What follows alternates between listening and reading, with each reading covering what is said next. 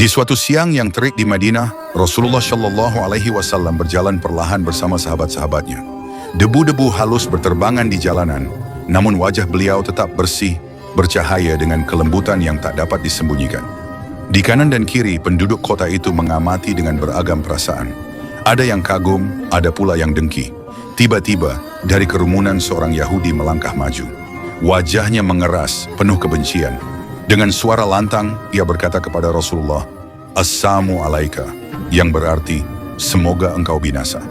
Sahabat-sahabat beliau segera menegang. Mata mereka menyala, tangan mereka hampir bergerak untuk membela. Bagaimana mungkin ada manusia yang begitu lancang menghina utusan Allah di hadapan mereka? Udara terasa panas, seolah bumi menahan napas menunggu ledakan kemarahan. Namun, Rasulullah Shallallahu Alaihi Wasallam tetap tenang. Cahaya kelembutan dan wibawa membungkus diri beliau. Tidak ada amarah yang meledak, tidak ada cercaan yang terucap. Beliau hanya menatap orang itu dengan mata penuh ketegasan dan berkata, "Waalaikum," yang artinya, "dan atas kalian juga." Seketika suasana berubah. Sahabat-sahabat menahan napas. Bukankah beliau berhak membalas lebih keras? Bukankah beliau dapat saja mengutuk atau menghardik? Namun tidak. Rasulullah mengajarkan sesuatu yang jauh lebih tinggi daripada sekadar balas dendam. Beliau mengajarkan kekuatan hati yang suci. Beliau menunjukkan bahwa kehormatan seorang mukmin tidak tercoreng oleh hinaan musuhnya. Justru di dalam kesabaran dan kemuliaan, balasan itulah tampak keagungan sejati. Mereka yang menyaksikan kejadian itu terdiam. Bahkan beberapa di antara mereka yang membenci mulai merasakan getir dalam hati mereka. Bagaimana bisa seseorang yang dihina dengan begitu keji membalas hanya dengan kebaikan dan kesabaran? Malam itu, Rasulullah Shallallahu Alaihi Wasallam berdoa lebih lama dari biasanya. Dengan suara lirih, beliau memohon kepada Allah agar umatnya diajarkan untuk menahan amarah, membalas keburukan dengan kebaikan, dan meninggikan nama Allah di atas segala kehinaan.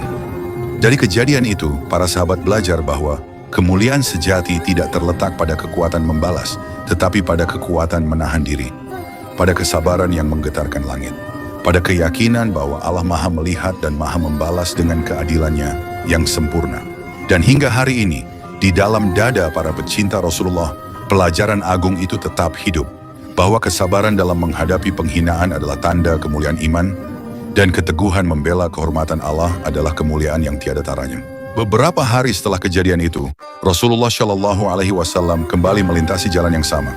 Kali ini, suasana terasa berbeda. Orang-orang memperhatikannya dengan lebih tajam, seolah menanti apakah hari ini akan ada sesuatu yang terjadi.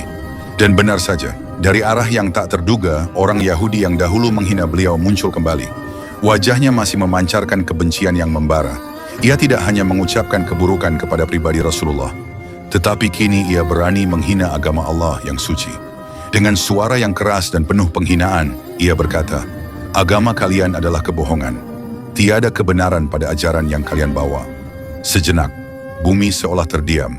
Para sahabat mengepalkan tangan mereka, dada mereka bergemuruh menahan luapan amarah yang menggelegak. Ini bukan sekadar penghinaan kepada pribadi Rasulullah. Ini penghinaan kepada agama Allah, kepada risalah suci yang membawa cahaya kepada manusia seluruhnya. Wajah Rasulullah Shallallahu Alaihi Wasallam memerah, tanda kemarahan yang agung. Bukan kemarahan karena kehormatan dirinya, melainkan karena kehormatan Allah, Rabb semesta alam, telah dilecehkan. Tatapan beliau kini tajam, memancarkan wibawa yang membuat si Yahudi itu gemetar tanpa sadar. Rasulullah mendekat, suaranya tegas, penuh getaran keadilan. Siapa yang menghina Allah dan agamanya, maka ia telah melampaui batas dan wajib dihukum sesuai syariat. Maka Rasulullah memerintahkan agar orang Yahudi itu dihukum sebagaimana mestinya. Dihukum atas penghinaan kepada agama Allah, agar menjadi pelajaran bagi semua bahwa kehormatan agama tidak boleh diinjak-injak. Hukum ditegakkan dengan adil, tanpa amarah membabi buta, tanpa kezaliman.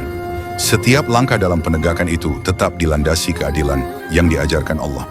Para sahabat menyaksikan dengan hati bergetar. Mereka melihat bagaimana Rasulullah tidak membela dirinya, tapi membela kehormatan Allah.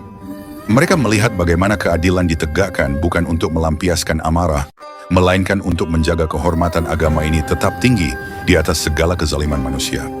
Pada sore itu, langit Madinah seakan lebih tenang, seakan bumi bersujud syukur karena agama Allah telah dibela dengan keadilan yang suci. Banyak dari mereka yang menyaksikan peristiwa itu kemudian merenung, bahkan ada yang mulai mencari cahaya kebenaran, tersentuh oleh keteguhan dan keadilan Rasulullah. Sungguh dalam keadilan Rasulullah Shallallahu Alaihi Wasallam, umat ini belajar bahwa kita menahan amarah untuk diri sendiri dengan seluruh jiwa dan raga.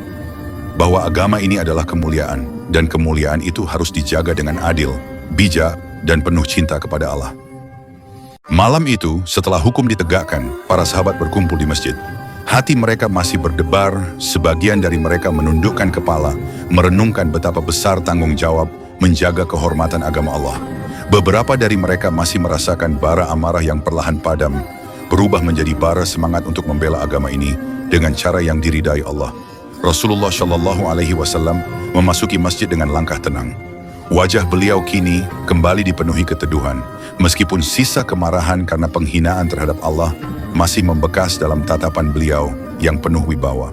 Beliau duduk di tengah-tengah para sahabat. Dengan suara yang dalam dan lembut, beliau bersabda, "Ketahuilah, sesungguhnya aku bukan diutus untuk melaknati manusia, tetapi aku diutus sebagai rahmat bagi seluruh alam. Namun bila kehormatan Allah dan agamanya diinjak, maka kami berdiri membelanya dengan keadilan." Para sahabat terdiam, mata mereka berkaca-kaca. Mereka merasakan betapa dalam kasih sayang Rasulullah kepada umat manusia, namun betapa kokoh pula ketegasan beliau dalam menjaga kemuliaan Allah. Lalu beliau menambahkan, "Janganlah kalian terpancing oleh amarah nafsu. Tahanlah kemarahan untuk diri kalian.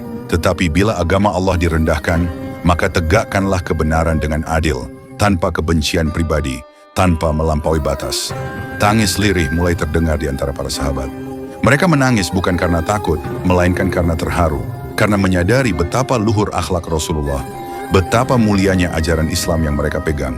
Malam itu, langit Madinah seakan bersaksi atas lahirnya tekad baru di dalam dada para sahabat. Tekad untuk menjadi penjaga agama Allah, bukan dengan kemarahan membabi buta, tetapi dengan hikmah, kesabaran, keadilan, dan keberanian yang suci. Rasulullah kemudian berdoa dengan suara yang penuh harap, "Ya Allah, tetapkan hati kami di atas agamamu. Ya Allah, karuniakan kepada kami kesabaran dalam menghadapi hinaan dan kekuatan dalam membela kehormatanmu." Dan malam itu, di bawah langit yang bertabur bintang, lahir sebuah pelajaran agung, bahwa kehormatan agama ini bukan dijaga dengan amarah semata, tetapi dengan cinta kepada Allah yang tak tergoyahkan, dengan keadilan yang membungkam kezaliman, dan dengan hati yang hanya mengharap ridhonya.